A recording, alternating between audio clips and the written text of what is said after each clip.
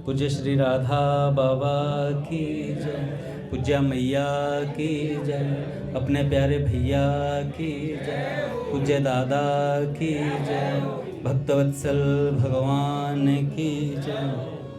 हरि बोल। बड़े सौभाग्य का क्षण है कि आज भी हमें सत्संग और कीर्तन का परम लाभ प्राप्त हो रहा है। ठंड बहुत है, वो तो रहेगी, और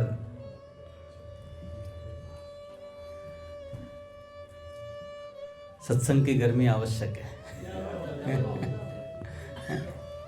कि भैया बिना सत्संग के क्या जीवन है।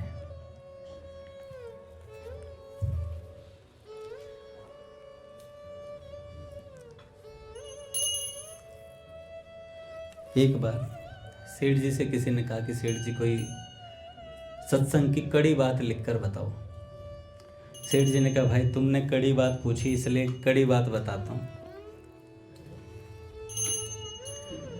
एक भगवान के सिवा तुम्हारा कोई नहीं है, एक भगवान के सिवाय तुम्हारा कोई नहीं है। ये बात जितनी जल्दी समझ में आ जाए उतना अच्छा है, और नहीं समझ में आए तो सत्संग में पड़े रहो, एक दिन समझ में आएगी कि एक भगवान के सिवाय हमारा कोई नहीं है।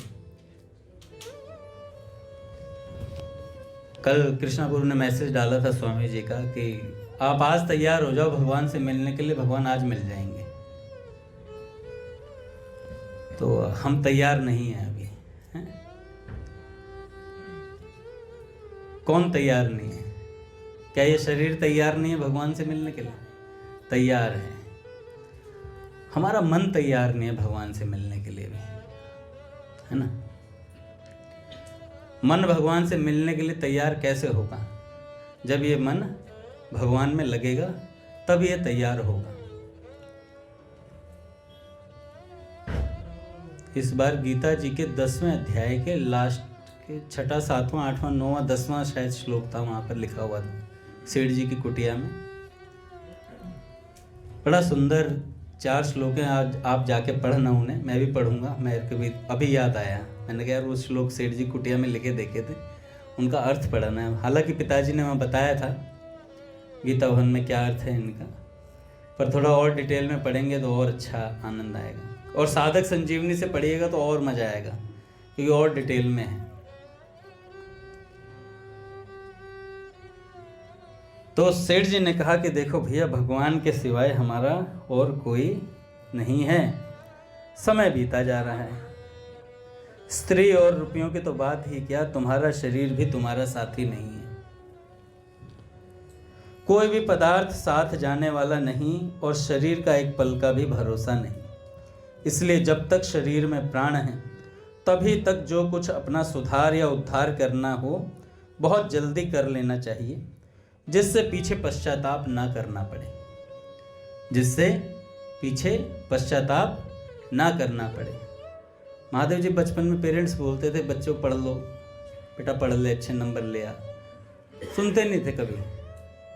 क्या पापा पढ़ाई के पीछे पड़े रहते हो, क्या पढ़ने लिखना, अपना क्रिकेट खेलते थे पूरे पूरे दिन, और इतना मन ही मन करते रहते थे। जिस दिन पापा के सामने बोल दिया उस दिन तो फिर बड़े अच्छे से पिटाई होती थी। अभी से इतनी ऊंची आवाज है, तेरे पर लग गए हैं। और हमारे हरियाणा में तो इतनी बात बोलते नहीं है, इतनी देर में तो रसीद हो जाता कान पे। और सिर्फ चांटा ही नहीं आता, चप्पल डंडा जो पड़ा होता फटाफट, जैसी व्यवस्था मिलती है वैसी अवस्था बना दी जाती है। और तो खूब पिटाई होती थी, समझ में नहीं आता था क्यों पढ़ना चाहिए।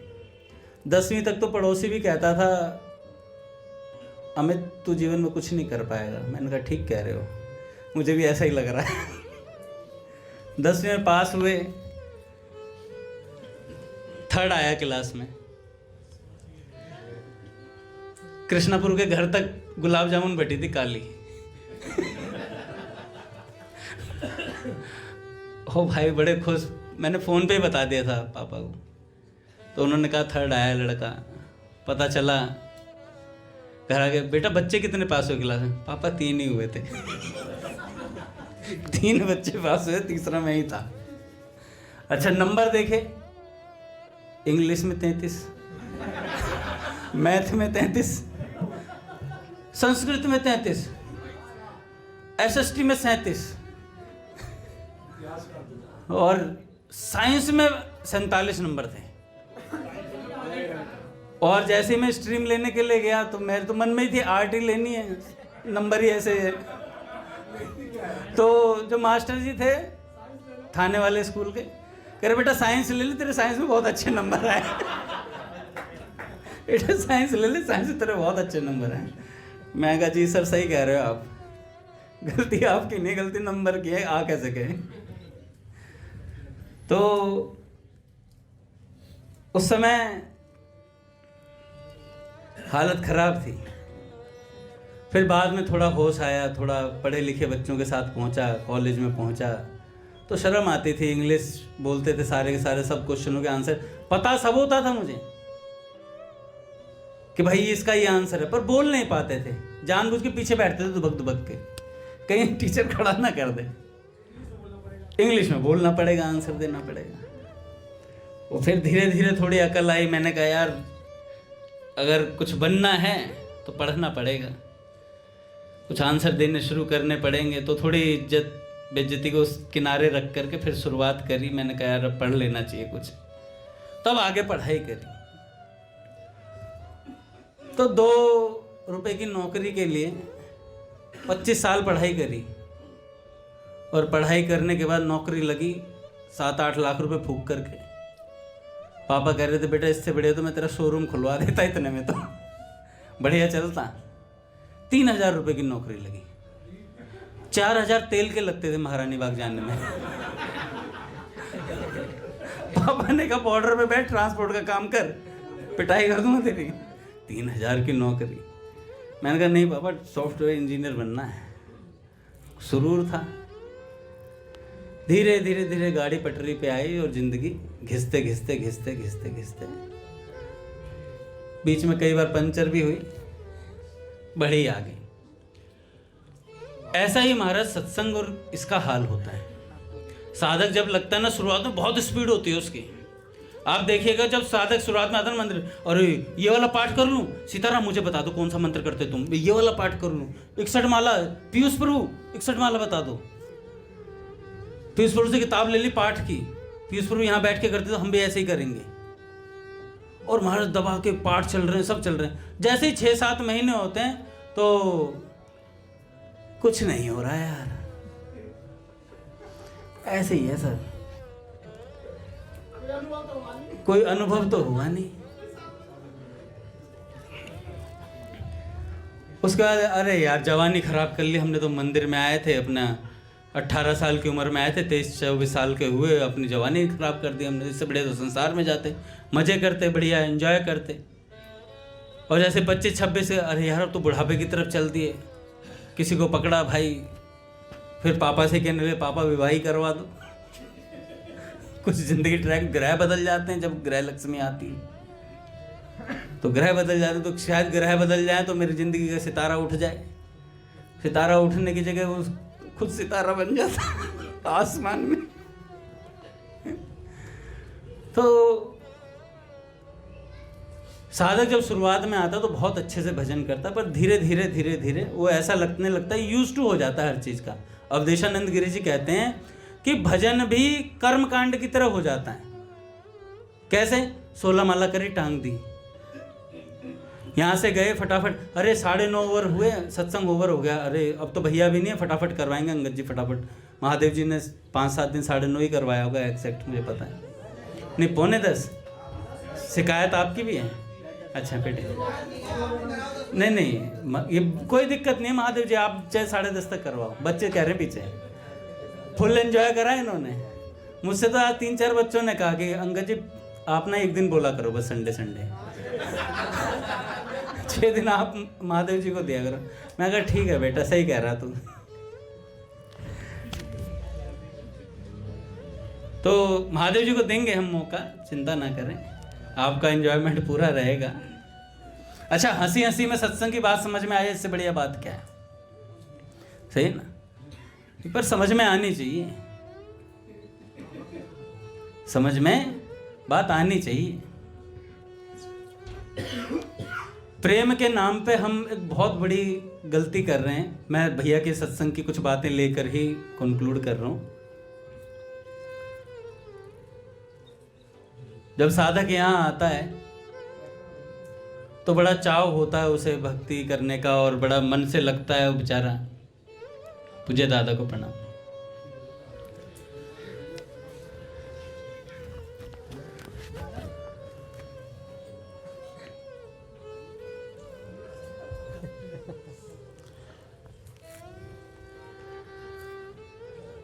तो जैसे ही साधक आता है तो भक्तों के संग में लगता है कृष्ण प्रिय, भक्तों के संग में लगता है। दादा पूज्य श्री देवर्षि नारद जी महाराज कहते हैं कि जब मैं दासी पुत्र था, तो दासी पुत्र होते हुए जब मेरे घर के पास संतों की जमात आई, और वो भी सनकादिक संतों की जमात थी, वो सनकादिक ऋषि थे उस जमात में। पहले जमात चला करती थी, गांव गांव संत घुमा करते थे, सत्संग किया करते थे। और सत्संग जब करते थे तो गांव में से एक आधे व्यक्ति के हृदय पर वो बात लग जाती थी सत्संग की, तो उस गांव से एक संत निकल जाता था। फिर दादा ऐसा मलुक पीर सरकार करते, उस गांव से एक बंदा ऐसा निकल जाता था जो हमेशा के लिए भक्ति संतों के साथ हो लेता था। अब मैं कल और मैं महादेव जी पढ़ रहे थे उसमें पुस्तक में, तो एक सज्जन थे सत्संग में जाते थे, तो कुछ दिन सत्संग में लेट पहुंचे, तो महाराज जी ने पूछा भाई लेट क्यों हो गए? अरे लड़का जिद कर रहा था सत्संग में आने की, दिमाग खराब कर रखा उसने। कह रहे गुरुदेव ने बोला भाई ये तो बहुत अच्छी बात है, बच्चा सत्संग में आना चाहता है, उसे लाना चाहिए था तुम्हें। कह रहे नहीं यार ठीक नहीं, बिगड़ जाएगा। बच्चों का जो हृदय होता है कोमल होता है, और कोमल हृदय पे बात जल्दी लगती है। कोमल हृदय पे बात जल्दी लगती है। तो उन्होंने कहा तो बहुत अच्छी बात है, अरे ले आओ, जो तुम्हारे नहीं लगी अभी तक तो उसके क्या लगेगी, ले तुम्हारे इतने साल हो गए, एक दिन में थोड़ी लग जाएगी कोई बात। अब बच्चे को अगले दिन उसने जिद करी होगी, तो बच्चे को वो सत्संग में ले आया, सत्संग में लाया, और सत्संग में आज बच्चे ने बात सुनी। महाराज जी ने कहा गौ और ब्राह्मण का खाया हुआ कभी व्यर्थ नहीं जाता, गौ और ब्राह्मण को दिया हुआ है या उनको खिलाया हुआ कभी व्यर्थ नहीं जाता। अब ऐसी बात हुई तो बच्चे ने बात पकड़ ली, महाराज कोमल हृदय था। अगले दिन सेठ जी सत्संग सुनने आए तो बालक से बोला बेटा तू दुकान पे बैठ और दुकान का ध्यान रखना, मैं सत्संग सुन करके आ रहा हूँ। गए भाई सत्संग सुनने के लिए, और जैसे सत्संग सुनने के लिए गए तो इधर दुकान पर एक गौ माता आई, और वो महादेव चावलों की बोरी में, मूंग की दाल में, मूंग की दाल की जो बोरी थी उसमें मुंह मार दिया। अच्छा वो भगानी चाहिए थी भाई, गाय गाय दाल खा रही है, पर बच्चे को सत्संग की बात याद आ गई कि गौ और ब्राह्मण को खिलाया हुआ कभी व्यर्थ नहीं जाता। भाई वो सारी खा गई, सारी दाल निपटा दी गौ माता ने। भाई सेठ जी आए वापस, देखा तो कट्टा खाली था। अरे आज तो बड़ी अच्छी बिक्री करी तूने, तो सारी दाल का कट्टा ही बेच दिया। सारी दाल बिक गई तेरी, आज तो बहुत बढ़िया काम। कह रहे पिताजी कमाई, असल में ना वो गाय आए थे तो गाय ने सारा खा लिया, तूने मारा नहीं उसे? कह रहे मारता कैसे पिताजी, सत्संग में बात सुनी थी ना, गौ और ब्राह्मण को खिलाया वो कभी व्यर्थ नहीं जाता। तो सत्संग की बात उस बालक के हृदय पर लगी। ऐसे ही हमारे हृदय पर बात लगी, कहेगा हम तो बालक ही नहीं है, 30 साल से ऊपर के हो गए, 30 साल से ऊपर के हो गए, बालक ही नहीं रहे। गोपाल प्रभु 22 के हैं अभी, कल ही मेरे को पता चला। मेरे को तो गोपाल प्रभु 35 के लगते थे सीरियसली दादा, सच में फिर ये बात ऐसी बड़ों की तरह करता था आकर के, और अंगद जी ठीक है, कंधे पे हाथ रखा घूम लिया, मैं ठीक है। तो नारायण प्रभु, आज मैं सत्संग में सुन रहा था, पूज्य भैया वो वाला सुना रहे थे, सखी जमुना किनारे एक भूत ऐसा ईला जी कहती हैं। तो उसमें भैया कह रहे थे नारायण प्रभु पीछे बातें कर रहे होंगे, तो भैया ने कहा नारायणी सखी आगे आ जाओ। तो मैं तो आगे नहीं बुलाऊंगा, पीछे से सुन लो।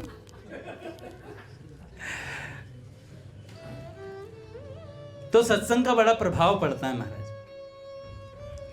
पर वो बात है कि सत्संग हम सुनना कितना चाहते हैं। अब कहेंगे अंगद जी सुनते तो अब क्या प्राण लोगे, कितना सुने, जितना सुन सकते उतना सुनो। एक बार मलुकपेट सरकार ने महाराज जी से पूछा, भक्तमाली जी महाराज से, कि महाराज जी कब तक भजन करें। तो भक्तमाली जी महाराज ने आवेश में आकर के कहा, जब तक करो जब तक प्रिया प्रियतम की नित्य सेवा में ना पहुंच जाओ, तब तक भजन होना चाहिए। और उसके बाद भी भजन होगा, वहां पे भी भजन ही है, जो सेवा करोगे वो भजन नहीं है।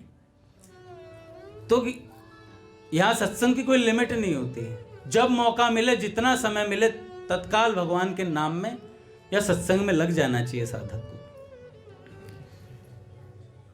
कल एक चरित्र और पढ़ा था महादेव जी ने, रतिवंती बाई जी का ना। अच्छा, उससे पहले एक भाई जी की बात बताता हूँ। कल परसों हम गीता भवन में हम पढ़ रहे थे, तो दादा वो बनियान वाली कानेड़िया जी थे एक, तो बालक थे ना जब, तो उन्होंने अपने पिताजी से पूछा कि भगवत दर्शन क्या होता, तो उन्होंने कहा भाई जी को सेठ जी ने कराए अभी भी भगवत दर्शन। तो जाके भाई जी से पूछ कि भाई जी भगवान के दर्शन करा दे। तो कानेड़िया जी गए, बालक थे छोटे, 10 साल से नीचे की उम्र हो गई। तो गए और फटाफट जाके, भाई जी बैठे हुए थे, तो भाई जी से कहने लगे, भाई जी भगवान के दर्शन करा दो, भगवान के दर्शन। तो भाई जी ने कहा, देख मेरी बनियान की जेब में होंगे भगवान, ढूंढ ले जरा। तो भाई जी की जेब में ढूंढने लगे। भाई जी मजाक कर रहे थे उस बालक से, कह रहे देख मेरे काक की तरफ देख, इधर होंगे, इधर दुबके पड़े होंगे नीचे भगवान, ऐसे। और वो बालक भाई जी के पेट पर खेल रहा था, तो भाई जी खूब आनंद ले रहे थे। अच्छा, ऐसा आनंद महापुरुषों के साथ रहने का बहुत कम मिलता है। दादा, मैंने एक बात पढ़ी कि महापुरुषों में शरीर बुद्धि रखना सबसे बड़ा अपराध है साधक का, कि हम सोचते हैं ये शरीर हैं, जबकि गुरुदेव कभी भी शरीर नहीं होते। गुरुदेव ने जो सिद्धांत दिया है, जो व्यवस्था बनाई है, उसको पालन करना ही साधक का और जो शिष्य है उसका कर्तव्य होता है। मलुकपेट सरकार कह रहे थे, हमें तो कोई धोती कपड़ा देकर प्रसन्न भी कर सकता है, लेकिन असली संतों को ये चीजें प्रसन्नता नहीं देती हैं। तो रतिवंती बाई जी के चरित्र पे हम चलते हैं। कथा कैसे सुननी चाहिए, क्योंकि सत्संग जागृत समाधि होता है महाराज, सत्संग जागृत समाधि होता है। आप ध्यान लगाएंगे ना, इस बार सेठ जी कुटिया में बैठे दादा, जैसे कुटिया में बैठे ना, उधर से क्रिकेट की कमेंट्री आ रही थी, और ये मलिंगा ने छक्का मारा। हाँ दादा, वहां पे कोई टीम खेल रही होगी, तो उसमें प्लेयरों ने अपने नाम ऐसे रखे हुए थे। और ऋषिकेश में जान की झूले के पास ही वो है, तो उधर परली पार से आवाज आ रही थी, वहां पे क्रिकेट का मैच चल रहा था, और ये मलिंगा ने छक्का मारा, और ये द्रविड़ ऐसे चौका मार रहा, बहुत तेज तेज आवाजें। पिताजी ध्यान लगवा रहे थे हमारा सेठ जी कुटिया में। हम एक दूसरे के मुंह को देख के हंसे कि मलिंगा ने बोल्ड मार दिया। मैं कह रहा, मेरे मन में आया, मैंने कहा ध्यान हो तो हो कैसे भैया। सेठ जी कुटिया में हम 2010, 11, 12 में भी गए थे, वहां आवाज तक नहीं पहुंचती थी किसी की, इतना शांत माहौल था, बिल्कुल शांत माहौल। सब बदलता जा रहा महाराज धीरे धीरे। सेठ जी कहते थे कि ऐसा सत्संग करने के लिए गंगा जी का किनारा दोबारा मिलेगा नहीं। स्वामी जी महाराज ने कहा, ये जो सत्संग अभी आपको मिल रहा है ना, कुछ वर्षों में ये मिलने वाला नहीं है, ढूंढते रह जाओगे, सत्संग की बातें मिलेंगी ही नहीं, फिर पछताओगे, फिर लाओगे रिकॉर्डिंग ढूंढ ढूंढ के, फिर यूट्यूब पे सर्च मारोगे बैठ बैठ करके, अरे भैया की कोई रिकॉर्डिंग मिल जाए और कोई सत्संग की बात मिल जाए उच्च कोटि की। पता चला यूट्यूब ने एक बार में सब डिलीट मार दिया, यूट्यूब कंपनी नहीं, उसके मन में आई गया बंद करूंगा अपनी कंपनी को, फिर क्या कर लेंगे। कुछ नहीं मिलेगा। आगे आगे हो जाए महाराज, 9:30 होते जा रहे हैं, आ जाओ आगे। हरि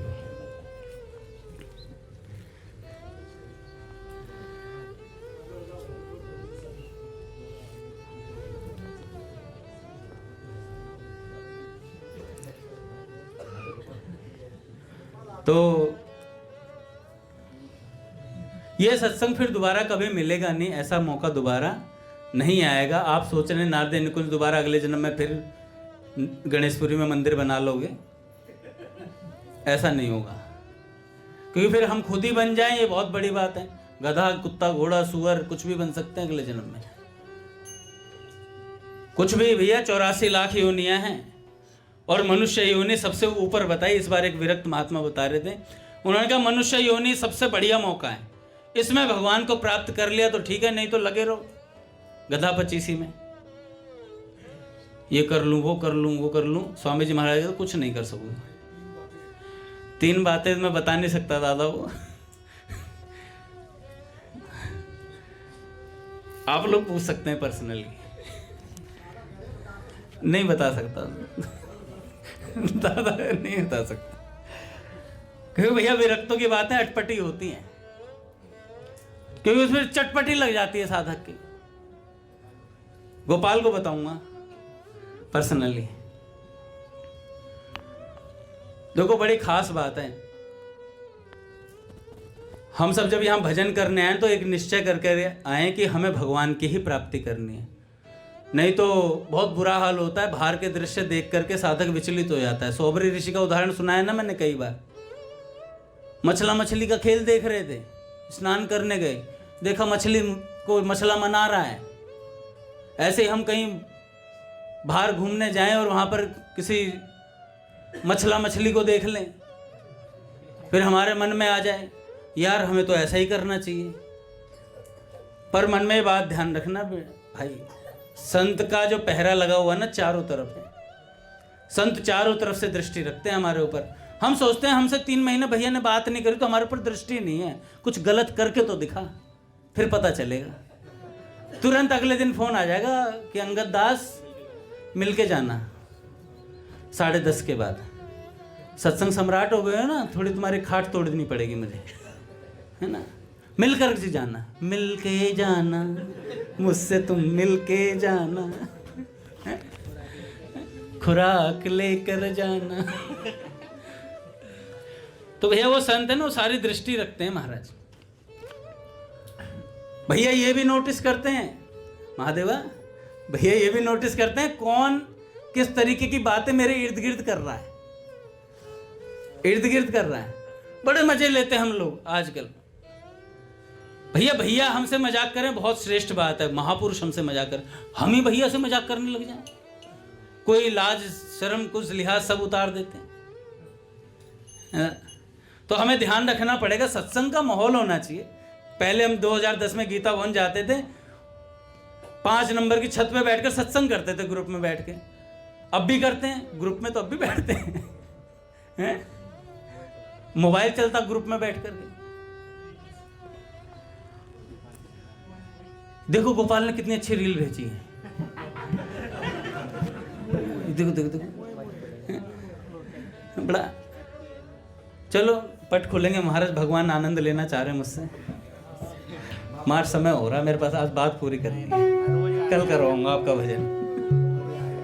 श्री राम जय राम जय जय राम, श्री राम जय राम जय जय राम, श्री राम जय राम जय जय राम, श्री राम जय राम जय जय राम, श्री राम जय राम जय जय राम, श्री राम जय राम जय जय राम, जय जय श्यामा जय जय श्याम, जय जय श्यामा जय जय श्याम, जय जय श्री वृंदावन धाम, जय जय श्री वृंदावन धाम, जय बरसाना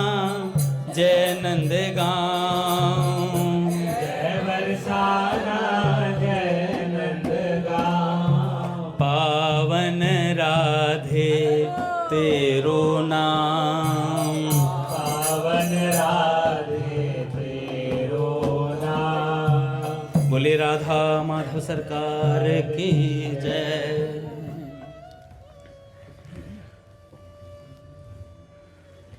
तो अब से एक बात का ख्याल रखेंगे हम सभी लोग, इंक्लूडिंग मैं भी हूँ भाई, सब ये कार्य करने में मैं भी हूँ।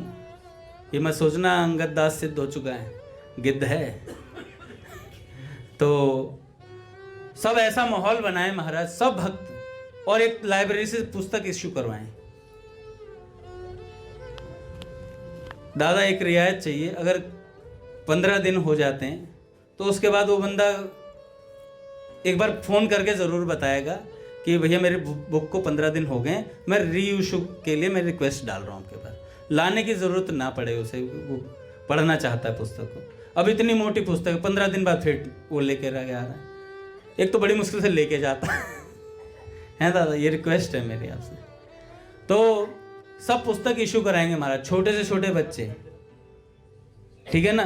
ये करना पड़ेगा, स्वाध्याय करना पड़ेगा, वरना आप लोग बाद में, मैं बता रहा हूं कि जो सत्संग नहीं सुनेगा बाद में गिरने का चांस रहता है। सत्संग का बाड़ा रहेगा तो बहुत आनंद रहेगा, नहीं तो बाद में जब छोटी छोटी गलतियां होती हैं ना, वो साधक को एक छोटी गलती, गिरना आसान है, चढ़ना मुश्किल है। इस बार भूतनाथ के मंदिर पे चढ़ रहा था, मैं गिरधर से कह रहा, गिरधर यार चढ़ना बड़ा मुश्किल है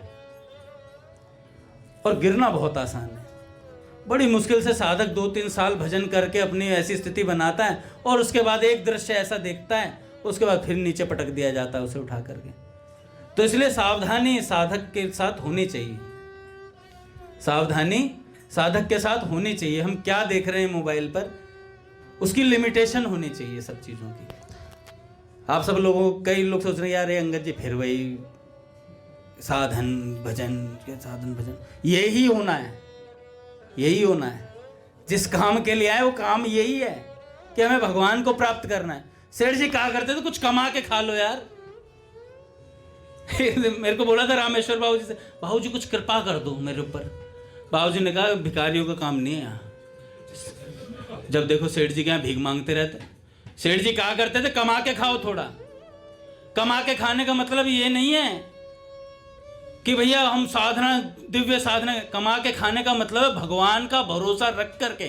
कृपा किसे कहते हैं? कृपा ऐसे नहीं कहते कि बेड पे पड़ा टीवी देख रहा संडरा रहा, कृपा आएगी एक दिन कल्लू का छप्पर फटेगा है और मेरे ऊपर गिर जाएगी कृपा। ऐसे नहीं होता है, ये साधक की स्थिति नहीं है। गया प्रसाद जी महाराज क्यों पागलों की तरह लगे रहते थे भजन करने? उन पर कृपा नहीं थी क्या भगवान की? भगवत दर्शन होने के बाद साधन भजन कर रहे हैं। हमें कुछ हुआ ही नहीं है फिर भी साधन भजन नहीं कर। ऐसी कैसी स्थिति? अब कहें यार अंगद जी आप छोटे बच्चों को ऐसे मत बोला करो, ये ड्रापा मत दिया। मैं छोटे की बात ही नहीं कर रहा हूं, हम अपने लेवल की बात कर रहे हैं। हम जितने जो लगे हुए हैं, हमें और तीव्रता से भजन करना है। ढीलापन चलेगा नहीं महाराज। अब 15 साल के बाद मैं कहूं अंगद जी, अंगद दास तुझे 17 साल हो गए हैं भजन करते हुए, ऐसे ही चलेगा तू? ऐसे नहीं चलेगा भाई, ऐसे नहीं, नहीं चलबे, ये नहीं चलबे। भैया ने लीला चिंतन के लिए सामग्री दी है, सब चीजें दी हुई हैं, बताया हुआ है भगवान की प्राप्ति कैसे करनी है। और उसके बाद भी हम ढिलाई करेंगे तो रीते रह जाएंगे। कुछ मिलेंगे तो सही भगवान, कुछ रीते रह जाएंगे। जो स्वाद आना चाहिए था वो स्वाद नहीं आ पाएगा। तो स्वाद के लिए रतिवंती बाई जी का मैं आपको बताता हूं बात। रतिवंती बाई जी रोज सत्संग सुनने जाया करती थी, नित्य सत्संग सुनने का उनका चाव था, और ऐसे सुनती थी कि जैसे वो उस कथा में प्रवेश कर चुकी हैं, ऐसे उनका सुनना था। जैसे एक राजा थे ना, राम कथा सुनी और जानकी मैया का हरण करने, और तो चली पड़े थे, कह रहे मैं रावण को अभी मार के आ रहा हूं। हाँ, चली पड़े थे, मारे तलवार लेकर अपनी सेना से कहा समुद्र में घुस जाओ, समुद्र में चलो। ऐसी स्थिति हो गई, ऐसे कथा सुन रहे थे महाराज। तो रतिवंती बाई जो थी वो भी कथा बड़े चित्त लगाकर सुनती थी। भैया ने कहा इस बार गीता में, चित्त ही परम वित्त है हमारा, सबसे बड़ा धन क्या है? चित्त है। अगर ये चित्त मैला हो गया ना, फिर सब खत्म हो जाता है। भगवान ने कहा मुझे अपना मन दे दो, मन किसी और के पास है, मन किसी और के पास है, तो कैसे भगवान मान लेंगे? तो संसार से मन को हटाना है और भगवान में मन को लगाना है। संसार की कामना है, संसार की तरफ चित्त लगा तो कामना हो गई, और भगवान की तरफ चित्त लगा तो भावना हो गई। सीधी सी बात है, यही काम होना है। तो भैया रतिवंती बाजी रोज चित्त लगाकर कथा सुनती, तो जो कथा सुनाने वाले थे ना, वो उनके मन में ये बात रहती थी, अगर इसे कोई भावुक प्रसंग सुना दिया तो ये मर जाएगी। कोई बहुत भावुक थी। एक दिन क्या हुआ, रतिवंती जी बीमार पड़ी तो उन्होंने अपने पुत्र को भेजा कि जा तू कथा सुन करके आई हो, जा कथा सुन करके आ। कथा सुनने गया, और बाई चांस आज क्या हुआ, जो कथावाचक थे आज उनका भी स्वास्थ्य खराब था, उन्होंने भी अपने पुत्र को कथा कहने के लिए भेजा, और उन्होंने आज सुनाई दामोदर लीला। भगवान को उखल से बांधा गया। उखल से बांधा तो बड़ा विचित्र दृश्य था। भगवान रुदन कर रहे थे और मैया बांध रही थी। मैया ने बांध दिया, सखा सारे मजे ले रहे थे, सारे मधुमंगल वगैरह सब कोने में खड़े हुए, सारे सगर आज आए हो, मजा आएगी। मन कह रहे बताऊंगा तुम्हें। जैसे कोई बालक पिटता है ना, मान लो हम पिट रहे हो गोपालपुर, मान लो आप पिट रहे हो, तो रघुनंदन को बड़ा मजा आएगा। उन्होंने कहा आज फंसा सही, आज फंसा सही। और मन ही मन गोपाल कह रहा होगा बताऊंगा खुलने दे। तो ऐसे ही जो थे वो ठाकुर जी बंधे हुए और महाराज सारे सखा आनंद ले रहे हैं। मधुमंगल तो कह रहा मजा आएगा, सारे सखा पूरे आनंद में। इतने में क्या हो, भगवान उखल खींच के ले गए, और जो दो वृक्ष थे ना उनके बीच में फंसे, और जैसे फंसे तो झटका मारा भगवान ने, और वो वृक्ष धड़ाम से गिरो, और एकदम से जादू से फुर्र से दो देवता प्रकट हो गए। मधुमंगल ने कहा तेरी जादू जादू, और दोनों देवता खड़े होकर के महाराज लाला से बात करें। वो तो संस्कृत में संभाषण चल रहा था, भगवान भी संस्कृत बोल रहे, भाई सारे सखा देख रहे। मधुमंगल यूं कर रहा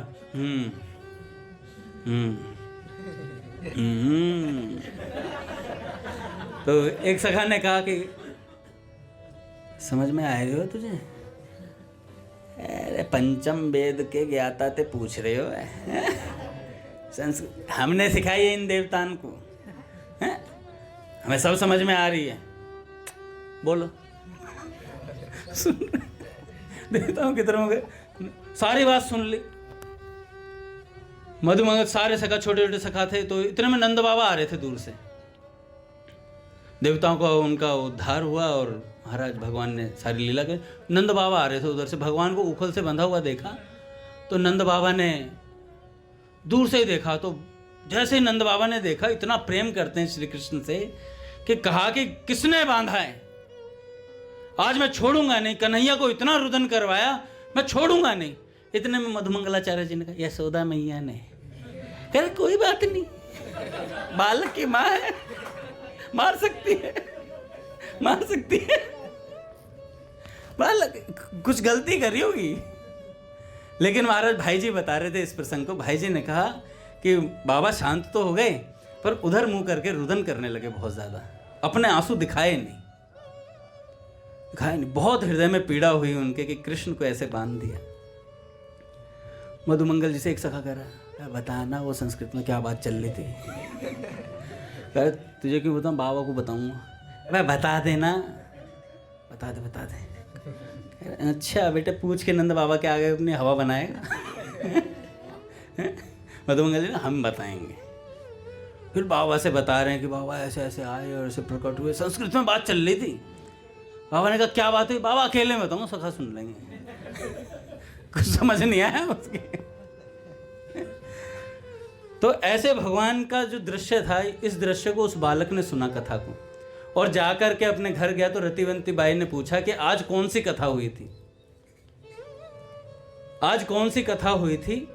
तो उन्होंने कहा कि आज उखल लीला हुई थी और उसमें भगवान को बांधा, भगवान ने रुदन किया, मैया ने डांटा, और ऐसी बात सुनकर के श्री कृष्ण को बांध दिया। श्री कृष्ण रुदन कर रहे थे और रतिवंती बाई जी ने तत्काल वहीं प्राण छोड़ दिए।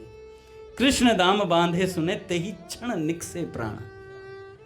कृष्ण को बंधा हुआ सुना तो उसी क्षण प्राण छोड़ दिए रतिवंती बाई जी ने। ऐसा चित्त लगाकर कथा सुनती थी और प्रवेश कर जाती थी कथा के भीतर। ऐसे ही महाराज हम लोगों को भी भगवान की जब हम कथा सुने, 15 मिनट सुने, 10 मिनट सुने, कोई बात नहीं, कम ज्यादा हो सकता है, लेकिन जितनी देर देना उतनी देर सच में ईमानदारी से देना चाहिए। 15 मिनट भी कमाल कर जाएंगे, 15 मिनट भी कमाल कर जाएंगे, बवाल कर जाएंगे हमारे जीवन में। ऐसा सत्संग उतरेगा। सेठ जी की आखिरी बात बोल करके ओवर करते हैं, समय हो गया है।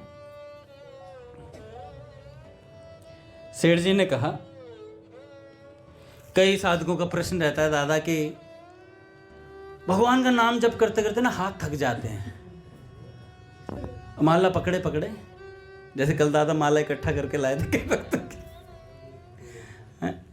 तो माला लेकर के आए तो माला पूछ रहे हैं किसकी है, तो अब कई तो शर्म के मारे नहीं बता रहे होंगे। कोई बात नहीं, हम यहाँ टांग देंगे, ले जाना अपनी अपनी। अच्छा, हरी बोल। कोई नहीं कोई नहीं, चलो जिनकी भी थी अपने अपनी ले लेंगे दादा, वो टंगवा देते हैं यहीं पे, ठीक है, बांट दी। तो कई साधकों का प्रश्न रहता है महाराज, ये सेठ जी कह रहे थे कि मन में बात रहती है, हाथ थक गए, मान लो गोपाल प्रभु माला कर रहे हैं, माला करते करते इन्होंने 16 माला कर दी, तो अंगूठा थोड़ा काम करना कम कर देता है, थक जाते हैं, फिर क्या करें, उसके बाद आराम करें। भाई जी ने कहा कि नहीं, आराम नहीं करना है, भगवान को ध्यान से पकड़ो, फिर नाम से नहीं पकड़ा ना। हाँ नहीं दादा, पता क्या होता है कि मैं आज बता रहा था अभी अवधेशानंद गिरी जी वाली, महाराज जी वाली बात, कर्म कांड की तरह लेते हैं हर चीज को। 16 माला हो गई तो ठीक है, नहीं हुई तो कोई बात नहीं, यूज टू हो जाते हैं। 2 माला, बहुत व्यस्त था मैं, रोटी खाई, बहुत व्यस्त था मैं, नाम ने जब पाया पूरे दिन, 16 माला नहीं हुई। लेकिन अगर उनसे यही पूछा जाए साधक से कि भाई खाना खाने भूले, करे अति व्यस्तता में भी मैंने समय निकाल लिया खाना खाने के लिए, मैंने वहां से छोले भटूरे मंगा लिए, उनको कह दिया, उन्होंने स्विगी से ऑर्डर कर दिया, स्विगी से ऑर्डर कर दिया, फटाफट आ गया और मैंने खा लिया। बहुत व्यस्त था दादा मैं, बहुत ज़्यादा व्यस्त था, इतने काम थे ना, इतने काम थे। अच्छा आराम कर पाए, हमने 1-1.5 घंटा निकाला सोने के लिए। अच्छा नाम जप नहीं कर पाए? नहीं, नाम जप नहीं कर पाए, बहुत व्यस्त था एकदम। 15-20 मिनट मैंने इंस्टाग्राम भी देख लिया, फेसबुक भी देख लिया, नियम है वो। अच्छा एक बार मुरारी बापू जी ने कह दिया रोज रात को 15 मिनट इंस्टाग्राम, कुछ भी जो आप सोशल मीडिया यूज करते हो वो यूज कर लो। रात्रि को मतलब 15 मिनट ऐसा समय बांध लो कि व्हाट्सएप देखेंगे, 15 मिनट में सारे मैसेज अपना रीड आउट कर ले। अब उन्हें नहीं पता महाराज जी को कि इनके पास सोशल मीडिया कितनी चीज़ें, इंस्टाग्राम पे 15 मिनट, व्हाट्सएप पे 15 मिनट, टिकटॉक चलता नहीं है फिर भी अकाउंट है उस पर 15 मिनट, ठीक है, फेसबुक पे 15 मिनट, और ट्विटर भी देख लेते हैं कई लोग, उस पर 15, 3-4 घंटे निकल जाएंगे 15-15 मिनट करके हैं? तो सब चीज़ों के लिए समय निकलता है, गोपाल प्रभु पर नाम जप के लिए समय नहीं निकलता है। जबकि होना क्या चाहिए, पूज्य राधा बाबा ने कहा था जिस दिन हमारी प्रमुखता भगवान होंगे उस दिन भगवान की प्रमुखता भी आप होंगे। जिस दिन प्रमुखता में भगवान है, गौण रहते हैं भगवान हमारे जीवन में, बाकी सारी चीजें प्रमुख रहती हैं, भगवान गौण रहते हैं हमेशा। जब भी कोई दिक्कत आएगी भगवान को छोड़ा जाएगा सबसे पहले। मैं आज माला नहीं करूंगा, भगवान आपने मेरे जीवन में प्रतिकूल स्थिति ला दी, मेरे 500 रुपए कट गया सैलरी से, मैं माला नहीं करूंगा। भगवान ने कहा भाई जब दिया था तब 10 माला एक्स्ट्रा करी थी तब 10 माला एक्स्ट्रा करी थी, नहीं करी थी। दादा आपने नाम जब का टॉपिक छिड़वा दे मेरे से। गोपाल अब सुनो, बस सब सुनेंगे, सब गोपाल हैं यहाँ पर, हैं सब गोपाल हैं यहाँ पर महाराज। मैं भी गोपाल हूँ, लगता भी हूँ थोड़ा हेल्थ से इनके से।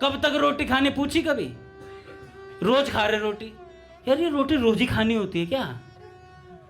कभी पूछा है? चिली पनीर रोज खाना होता है क्या? यहाँ तो हर घंटे में दे दो गोपाल, हर घंटे में दे दो चिली पनीर, हर घंटे में दे दो सब चीजें। मेरे तो 10 लगे हुए हैं। कितना ही खिला लो, डायरेक्ट सिस्टम है। तो ऐसे ही हमारे ना लूज मोशन है महाराज, हमारे हृदय में भगवान की बात बैठ नहीं रही है। इस कान से सुनते हैं, अभी जैसे ही सत्संग ओवर होगा ना तुरंत और क्या चल रहा है, ठीक है, अरे पैसे वहाँ क्या हुआ, कल ऑफिस जाना है, क्या हुआ, पैसे आए तुम्हारे? नहीं आए? अरे कोई बात नहीं, आ जाएंगे बेटा। तुम्हारी जॉब लगी? नहीं लगी? कोई बात नहीं, समोसे बेच ले। 36 बातें इधर उधर की कर सकते हैं, लेकिन क्या होना, सत्संग की जुगाली करनी चाहिए, घर जाकर के सोचना चाहिए, विचार करना चाहिए, हमने आज क्या बात सुनी। 15 मिनट ध्यान से सत्संग सुनने की बात थी। रतिवंती बाई जी ऐसे सुनती थी। इन भक्तों का नाम मात्र सुनने से चित्त में सत्संग आ जाता है महाराज। ऐसे ही हमें करना है नित्य निरंतर। कल हम महादेव जी से सुनेंगे सत्संग, फिर से आप लोग देखो जय हो आई ना पीछे से, पर नहीं सुनेंगे, मैं ही सुनाऊंगा, ठीक है? जय हो वापस ले लो। बोले भक्त वत्सल भगवान की जय। आरती करते हैं महाराज। आपने कल दो बात तो पूछी नहीं, कल पूछिए भैया से याद है लेता बोलो। पूज्य श्री राधा बाबा